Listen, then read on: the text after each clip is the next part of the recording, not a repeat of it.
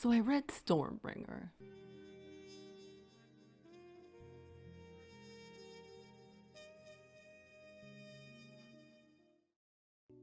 This is going to be a video where I give my unfiltered thoughts as I read Stormbringer, basically going through what happens in the novel and like my reactions during it from my Google Doc. I don't know what else to say for this intro part other than let's get right into Stormbringer, the novel. My only worry going into the novel once I read the synopsis was that Asagiri would be introducing too many characters instead of focusing on the ones we already have and developing them some more. But because the novel is longer, I had hoped the new characters would have enough time to be properly fleshed out within the narrative. The story starts off with introducing the android detective in the most ridiculous way possible. The android detective is Adam Frankenstein, created by Dr. Wollstonecraft. He saves a kid and walks out of a burning plane completely a-okay. In the next scene, which shows Chuya in his room, he wakes up in his room and on page 5 it states, Chuya didn't dream.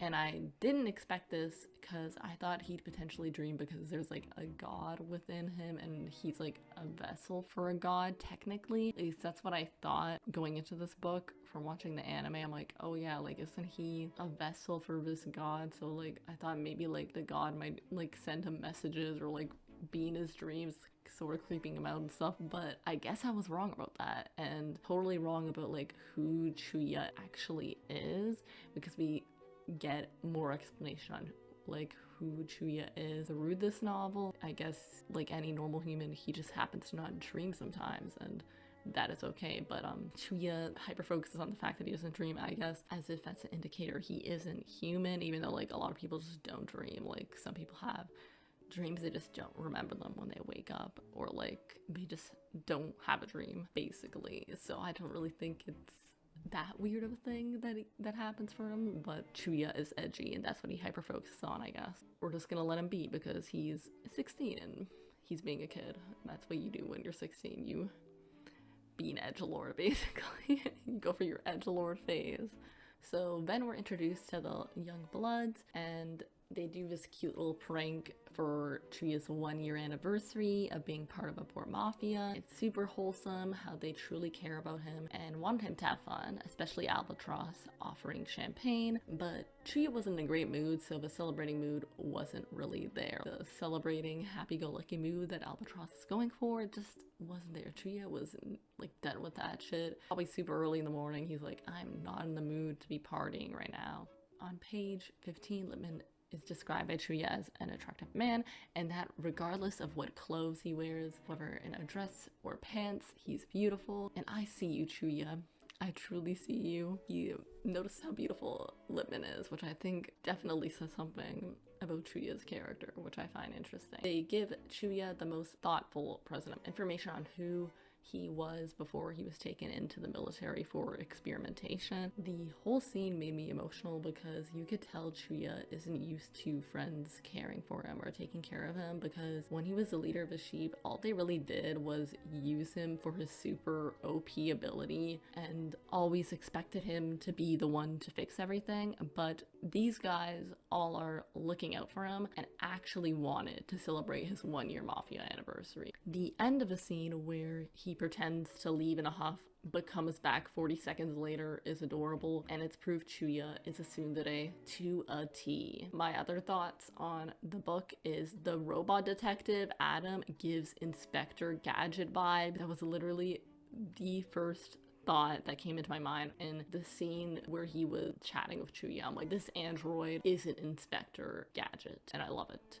Chuya is treated as a package and briefly kidnapped by Adam because he can't tell the others about Verlane, like the specifics about Verlane, who Chuya previously thought was dead. So he was like, what the hell are you talking about, android detective Mr. Person that just randomly crashed this party? Get out of here, Verlane's dead. But Adam's like, no, he ain't dead, but I can't tell you anything. So he takes him out like a package and runs away with him while the young bloods are left in the dust. Adam makes a pigeon joke and tries to be funny. On page 48 and 49, it made me laugh out loud. The way Chuya and Adam bounce off each other is hilarious. So yeah, Chuya's friends just all die very gruesomely, I believe. It felt gruesome in comparison to what you typically get in Bungo Stray Dogs, the anime. I just didn't expect his friends to die so suddenly. Oh my god. I had a feeling they die, but not this early into the novel. Like, damn, I didn't expect it to be that early. So I expect the focus to be on this computer humanoid character, Adam. That's what I thought. Like, when all of his friends died, I'm like, okay, so the focus is just gonna be on the android character and Chuya mainly when I was reading the book. And then Dazai showing up in Chuya's time of need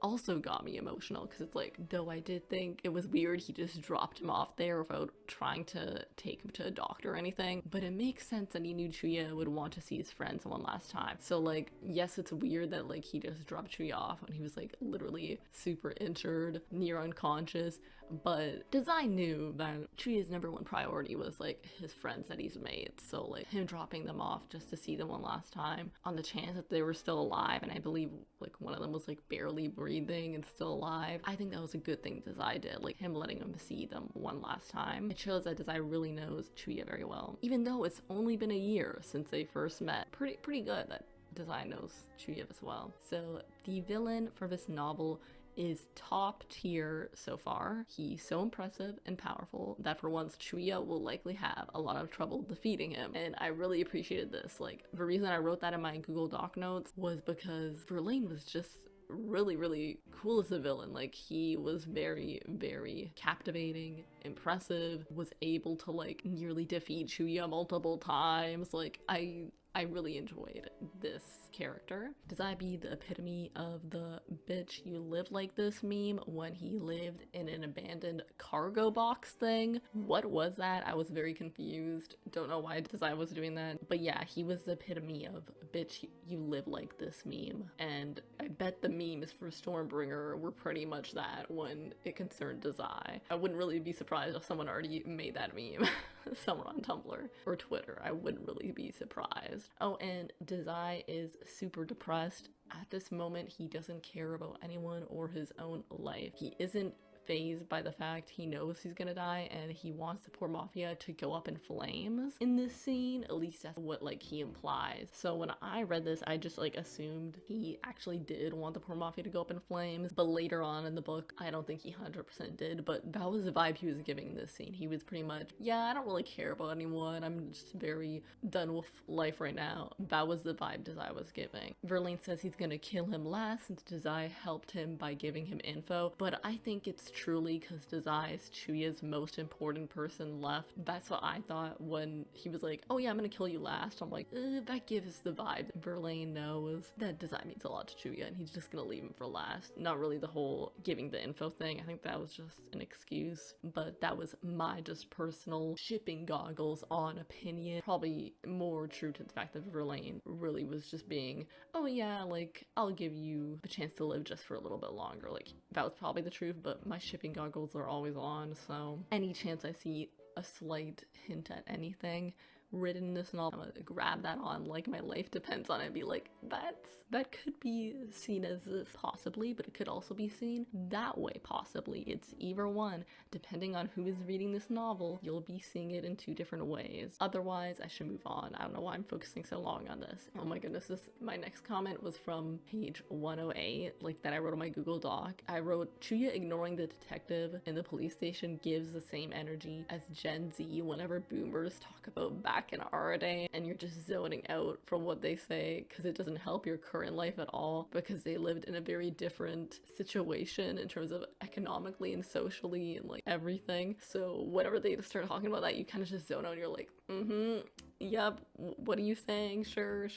Like, that was the energy Chuya was giving during the scene where the detective was droning on and on. Like, that was very funny. And the detective actually being worried about Chuya and wanting him to get out of the poor Mafia because he's just a kid was a perspective I didn't expect to happen in this novel. For once, Bungo Stray Dogs is acknowledging how messed up it is for the poor Mafia to rely on these kids and to throw them away so easily. And the guy is right in that the poor Mafia is using Chuya because he has a powerful ability, and he is totally right about that. Like, they literally probably just seeked him out in that last plot line, Chuya at 15, like that whole storyline where it's like, yeah, they pretty much just brought you in and were curious about you because of your powerful ability, and they're like thinking in the back of their mind, yeah, he'd be really good on poor Mafia's side, we should totally recruit him and somehow force him to work for the poor Mafia using whatever means possible. And that's what basically happened. So Chuya knows this and is sort of just going along with it, even though he does totally know that they're using him for his powerful ability. Like, Chuya's all about loyalty, so he's probably sticking with poor Mafia just so he knows more about himself, but probably because he's partially becoming loyal to Mori, despite the fact that he recruited him on very underhanded circumstances or tactics. He used very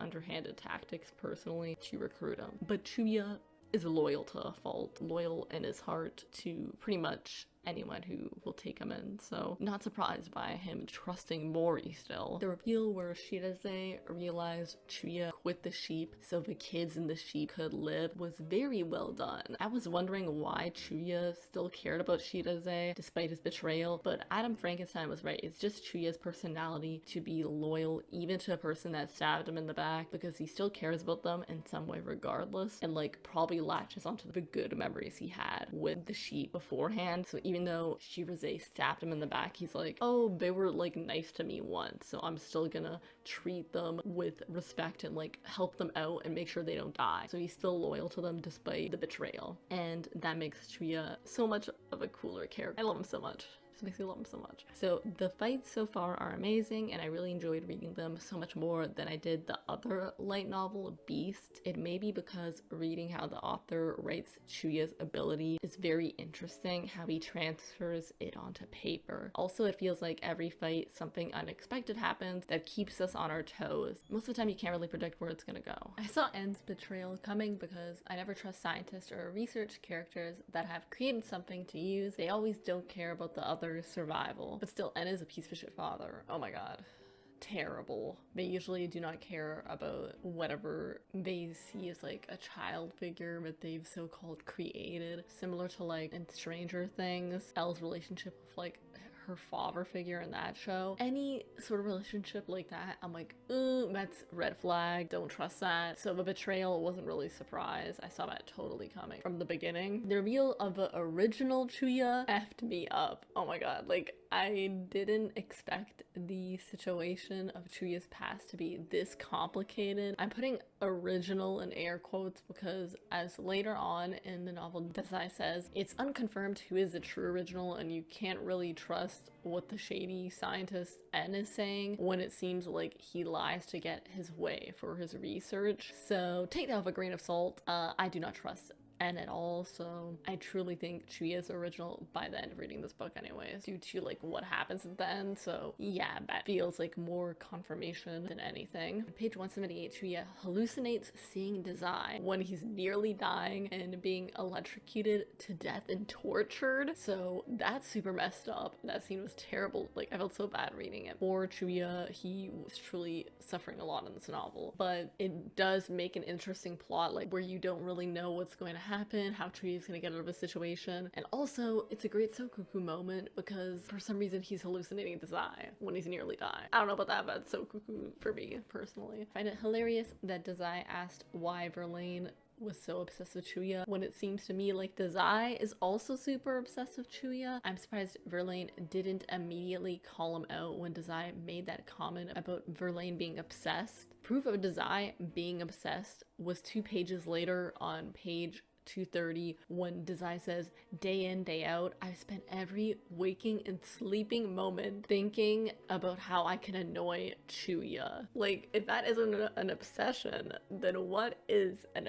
obsession, Dazai? Like, what is your definition of an obsession? I'm sorry. Like, Verlane should have called Dazai out. That was like the easiest thing he could have done, but he didn't for some reason. Dazai points out how groups of people with special powers are stronger than individuals with special powers on page page 235. It always pissed me off in anime when characters can clearly attack as a group but still do one-on-one fights when chances of winning are higher if you're facing off the enemy together. Once again, the fights in this novel are such high quality. If this were to be animated, I would probably be on the edge of my seat for every second of it, and I do love Dazai pointing out the fact that groups of people working together and attacking one person all at once could clearly allow them to have the upper hand because you're a lot stronger in greater numbers, especially if they have extremely specific abilities that are very useful for that specific situation that they're in. So love that about this novel. Once again, the fights are amazing in this light novel. Verlane starts using his singularity and killing off a bunch of Mafia soldiers. Chuya and Adam are sent on a plane to put Verlane to sleep by administering a drug. Because Verlane can't see anyone when he's in this state, he only responds to people who attack him. So as long as Chuya approaches him like he's just gonna walk up to Verlane and say hello, then he can get close enough to stick the drug in his mouth because he won't register that Chuya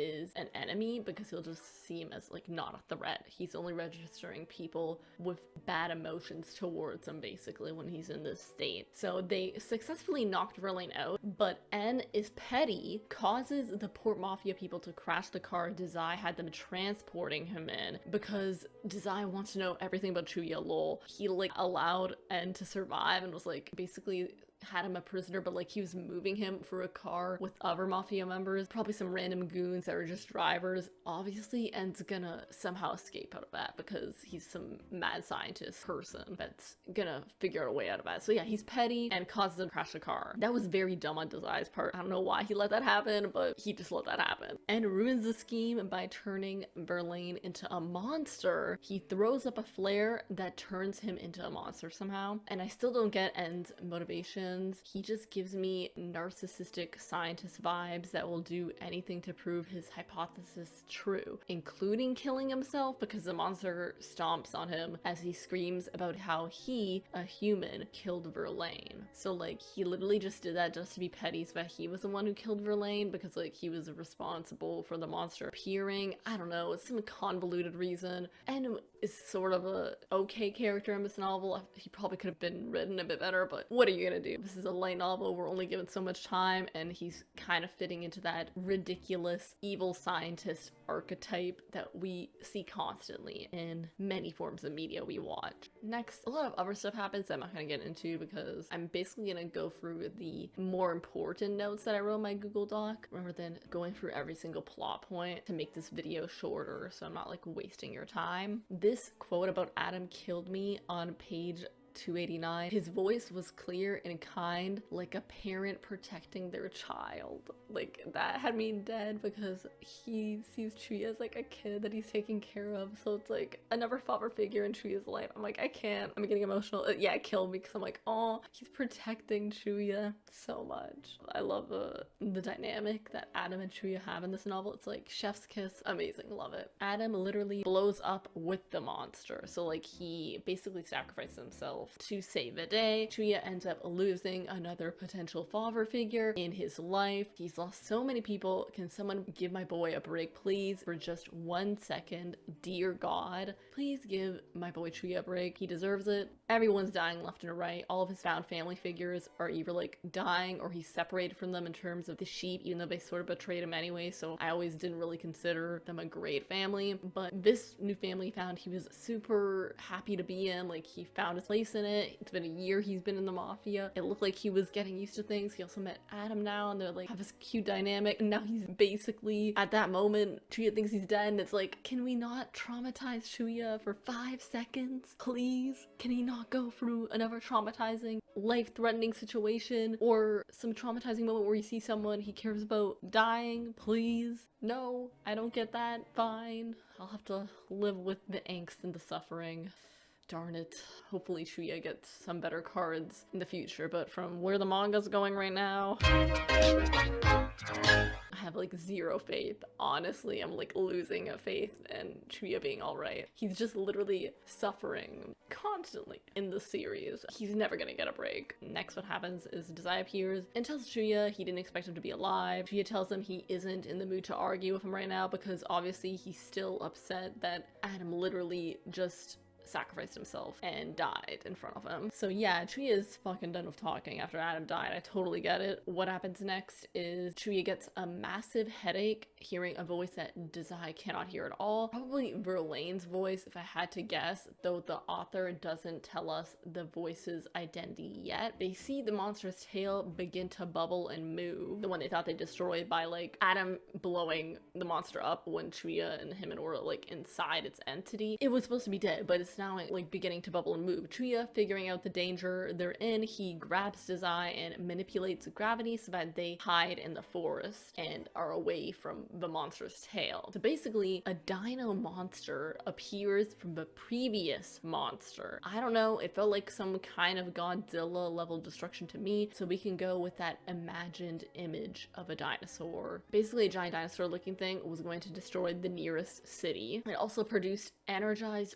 bolts of lightning due to the waves of energy produced with each step. On page 294, that's a quote. So a dinosaur slash Pikachu combination, basically. So like that is the image you could put in your mind. Dazai tells Chuya not to look at it because it responds to their emotions. So they both look down at the ground instead because it will sense your animosity, basically. In hindsight, I'm realizing this is similar to the movie Nope, and I'm pretty sure this came out before Nope. Kind of wild. Anyways, that's a tangent. The two of them realize the monster is heading to the city and it's going to kill everyone the moment they see the monster and it registers the people's emotions.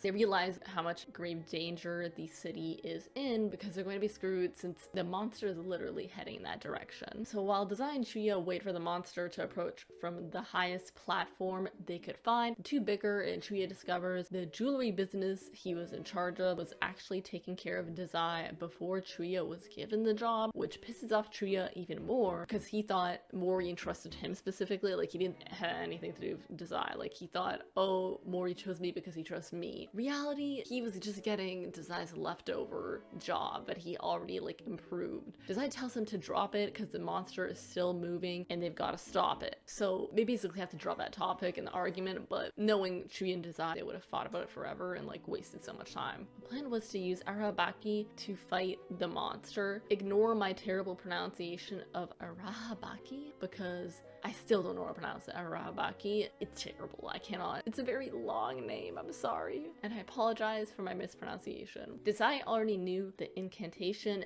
N used to break the seal so that Chuya can open the gate for Arahabaki. The Rat Rimbod had given Verlane allowed Chuya to control his gate as he pleased. Before they proceed with the plan, Dazai stops Chuya, telling him there's one problem. Unrelated to the success of a mission, but one Chuya needs to know. If they continue and initialize the seal command inside Chuya, the previous commands will all be deleted. Therefore, they won't be able to check for any record of erasing memories. So they not be able to prove Chuya is human if they continue, because there won't be a record of them erasing memories within Chuya. Dazai tells him he should take time to think about his decision since this is what had caused Verlane to become so terrible. Him thinking he lacked humanity and that he was so different from everyone else, and he probably does not want that to happen to Chuya. Like that's why he's allowing him time to think about it. So even though Dazai pretends to not give a shit about Chuya, he's literally giving him time to make this very big important decision about his life because he cares about Chuya's mental state. Dazai gives Chuya 2 minutes, telling him he'll leave Chuya alone because he won't be able to think with Dazai still here. Pause. Why wouldn't he be able to think? Is Dazai distracting to him?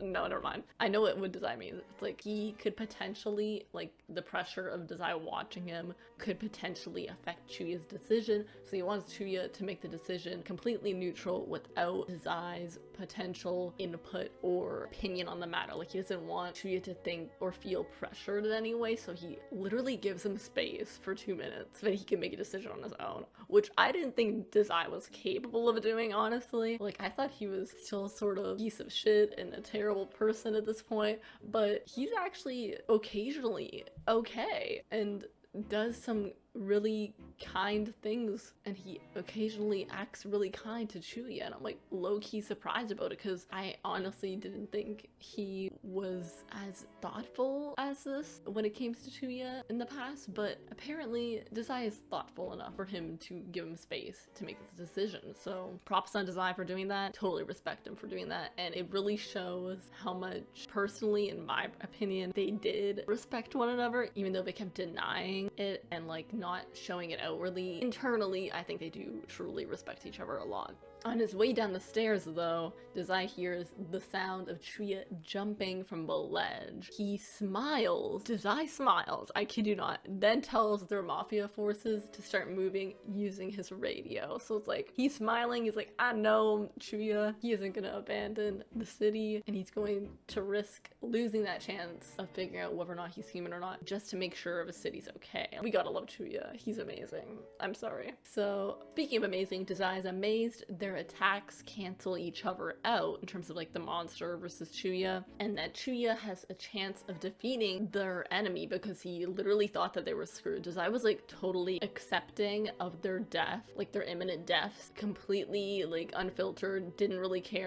He was like, oh yeah, we're probably gonna die, there's nothing we can do, but Chuya somehow like convinced him that there was something they could do. So I always love Chuya for being the one to like snap Dazai out of that shit, because it's like, they can't survive, they can't make it out of this. But yeah, he's just amazed that Chuya has a chance of defeating the monster or beast, however you want to call it. I just call it a monster, but could also be called a beast. Meanwhile, I'm freaking the fuck out when I'm reading this because I don't know if Dazai realizes Chuya is in danger of dying if he doesn't use his nullifying ability by the end of it. I think this is the first time he kind of uses corruption, so it's like, I didn't know if Dazai knew that he needed to nullify the ability, and he seemed like he was far away, so I was worried. I was like, I was freaking the fuck out because I'm like, even though in the future I know Chuya's alive, so I know he's gonna be alright, it's just like the fact that I'm like, is he gonna be able to like realize it? How is he gonna be able to realize that he has to nullify it? And it's like, Dazai's big brain, he will figure it out, but I'm like, oh no, that makes me nervous that Chuya's probably gonna be suffering a bit longer because it might take him a bit to realize that he has to nullify Chuya using his ability. I wrote in my Google Docs, or is this a one-time thing where Chuya is conscious and can't control while using corruption? Like at the time when I was writing this Google Doc, I didn't know where the story was going, so I was like, is this like a one-time thing? Like when he did this, somehow he could control corruption this one time and then afterwards he couldn't because of circumstances, or was it the other way around? Dazai does nullify it, so like this was a totally incorrect prediction on my part, but I was throwing out theories. I was like, wait, maybe like he can't control it this one time and that's why Dazai isn't close by and he's with the radio informing their forces on what to do. So after a long battle, Chuya finally wins, but at the cost of injuring himself so much he falls from the sky, having no more strength to remain conscious. Also, like, he was becoming more and more like Arahabaki, and he even had black wings on his back, so he's literally like a falling angel demon figure because he has wings and he's falling from the sky. Great imagery, I would love to see that animated. Dazai catches him, deactivating his ability and closing the gate so that the runes disappear on Chuya's body. We love to see it. Dazai helping him out like that. Whoop. We're good. No risk of Chuya dying from corruption. Woohoo. I'm happy. Totally relieved when I was reading this. I was like, thank God he is not dying. This moment was super romantic, but Dazai made a dorky with his comment about forgetting his pen, so he won't draw on Chuya's face this time. But it was super romantic still, because it's like, he fell from the sky, he caught him, Chuya saved the day, saved an entire city, beat up a giant-ass monster being a badass. Dazai's there for the hurt/comfort, thick angst afterwards, where it's like, yep, gotta patch you up, gotta take you to the infirmary, you know what I mean? Classic fic trope, classic fanfic trope. An epilogue brings us to the end of this fever dream of a novel. Dazai is going to the UK to attempt to start his own organization, which I have a feeling won't work well at all considering how bad he is at making good decisions, and he doesn't seem the type to be a good leader. All I gotta say is press X to doubt on that, bro, but you do you. The two say goodbye in the most bro way possible. A fist bump handshake the sheep used to do is their goodbye. As Chuya goes to leave on the motorcycle he inherited from his dead friend, Dazai shows up in a fancy car and wearing a formal suit and tie, because apparently they have to meet with British government officials since they're investigating the port mafia to make sure they won't spread any of Britain's state secrets to anyone else. Dazai is there for negotiation purposes, and if a negotiation failed, Chuya was there to beat their asses, which was why they were both sent to deal with this mission. Mary Shelley finally arrives. I was wondering why she wasn't named as Adam's creator since she wrote Frankenstein. Anyways, she's the young scientist who created Adam, and it's revealed she kept a backup memory in Adam's remaining arm, and Adam comedically emerged from the large suitcase asking Chuya if he wanted to hear an android joke. And for the first time, Chuya actually laughed at Adam's joke. It was so wholesome. The British investigators don't stay very long, only a month, and get all the information they needed before heading back to Europe. Mori is exhausted once they see them off since the port mafia had to deal with so much bullshit while they were in Yokohama. Kyo is with Mori, seeing them off, and it's revealed that Verlane is alive and he's in an underground bunker? Like what and how? Very confused. So Verlane was apparently saved by Rimbon's ghost, who uses his ability to bring Verlane back to life and properly apologize to him. He thought he was saving Verlane, but he wasn't. He couldn't ever understand what Verlane was going through, and so Verlane only gained pity from his words. I don't know, even though both these characters were terrible to Chuya, I actually felt bad for them when I was reading the scene. Like, damn, I couldn't believe I felt bad for them, because I'm pretty sure both these characters literally did terrible things with Chuya. Verlane actually killed all of his friends, so I should like viciously hate him, but for some reason, like the way the story was written, I ended up sort of feeling for Verlane in some way. Like obviously it doesn't justify his actions, and like he's still a murderer and like not a great person, but I don't know, I actually felt for him and felt how genuinely sad he was seeing Rimbond use the last of his ability to save him, and like knowing that he was the cause of Rimbond's death, and he has to like suffer for the rest of his life knowing that he was the cause of his like one true friend's death. Like super tragic and messed up, but very emotionally charged. Asagiri is really great at writing. Loved how the author wrote Verlane and this entire light novel. It just ended on such a perfectly wrapped bow in terms of like Verlane's arc. Asagiri's writing really shows the humanity within every single character, even the supposed villains of the story. So that is what is really great about Bungo Stray Dogs, is that even the villains you sort of end up feeling for in certain circumstances where they're coming from. Like obviously you don't agree with her actions, you don't, or like say it's okay for them to be doing that, but Asagiri really writes the humanity in the villains so well, and I really appreciate the way Asagiri depicts how human these characters are and their flaws unapologetically. Like that's what I very much love about the writing. Verlane realizes the reason he left that message for Chuya on how to kill the monster was because one human made it worth saving them all, and that human was Rimbond. He was the one he didn't hate. Verlane sits in his sadness at the loss of his friend and stares up at the sky. Apparently this book has caused me to get a new ship now. Like what the hell is with this novel? I'm now shipping Verlane and Rimbond. Like what is going on with my life? I do not know, but that entire scene was written beautifully. Asagiri totally nailed that scene. We get tiny snippets of how everyone is doing, and then Chuya finds his parents, and it's to celebrate him becoming an executive. Chuya has a scar on his hand from a pencil, which couldn't be fabricated from someone who wasn't human. He found his parents. I want to stress that. He found his parents, watches them from a distance, and decides to leave, calling Mori and telling him that the Port Mafia is his family now. Like, what the hell was that?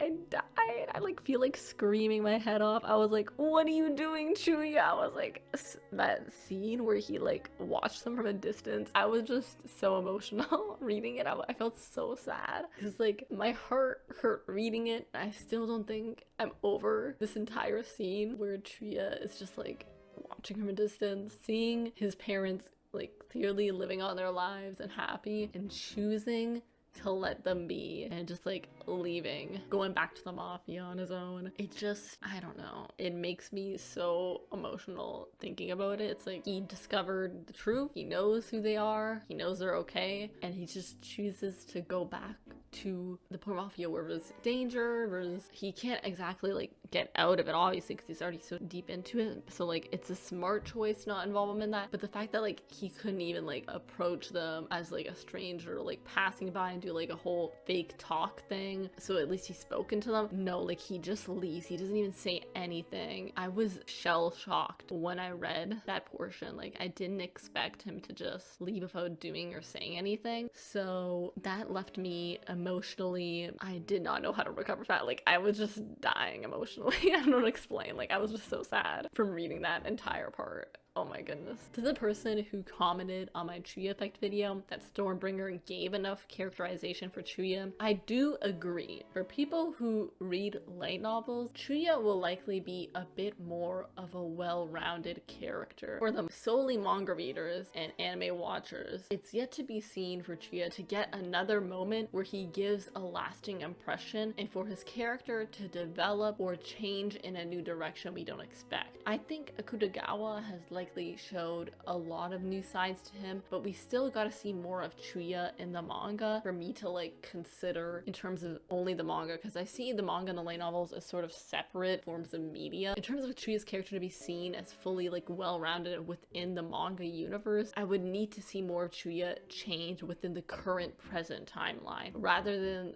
solely past stories, is what I'm trying to say. The most recent manga chapter has me nervous he won't be relevant anymore, but I do hope Asagiri has bigger plans for Chuya, and it may be delusional and thoughtless hope of mine to think that there will be anything more that will come of Chuya's character considering where the mangas are going, but I'm gonna hang on that really tiny thread for as long as it takes because I'm a Chuya stan, and I'm not giving up until Asagiri totally cuts that flimsy little string I'm desperately clutching onto. Until that happens, I still have hope for Chuya's character, and I thoroughly enjoyed this light novel. If you somehow managed to get through this entire video without having to read this light novel, and like I ended up spoiling the entire thing for you even though I told you I'm gonna be getting to spoilers at the beginning, please, I highly recommend investing in this novel if you can buy it. I don't think it's probably likely going to be at any local libraries in your community. You could try to check, but I seriously doubt it because it's like fairly new, and I don't know if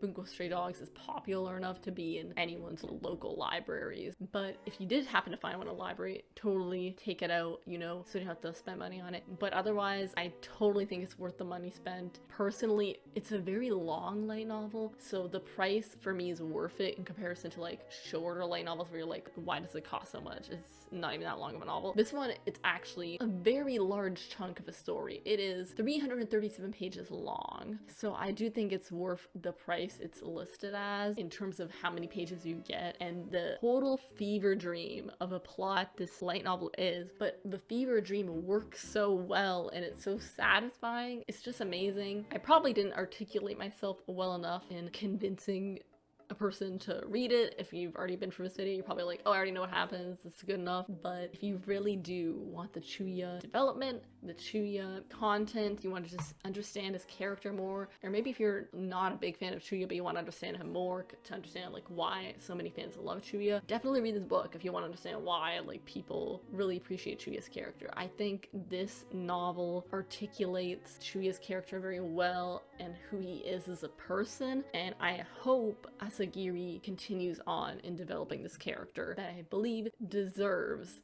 more development because he is an amazing character and I love him so much. Other than that, I have nothing else to say on this topic of Stormbringer. We'll see if I end up making another video on Stormbringer. I did have an idea in the works, but I don't know if I can execute it correctly, and it may take me too long to actually upload. So since it's still up in the air, I'm not going to say what the idea is because I don't want to get your hopes up and then for me to never upload the video. So for now, there's potentially a video I could or could not do depending on how long it will take and if I have the time to execute the video. If not, I will likely talking about some other random anime I'm really into at the moment, or an anime that I've watched a long time ago and I just really want to focus on analyzing in some way, shape, or form. This channel is mainly just me talking about whatever anime I care about at the moment or like really want to talk about, regardless of what year it came out, basically. So there's no recent anime bias wherein I only talk about animes that are new and relevant,